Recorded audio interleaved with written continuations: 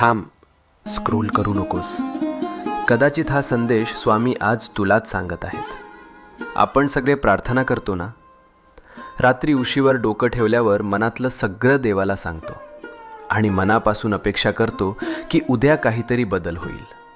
पण जेव्हा काहीच होत नाही तेव्हा मनात प्रश्न येतो, स्वामी ऐकतात का खरंच? ऐक, स्वामी नेहमी उत्तर देतात.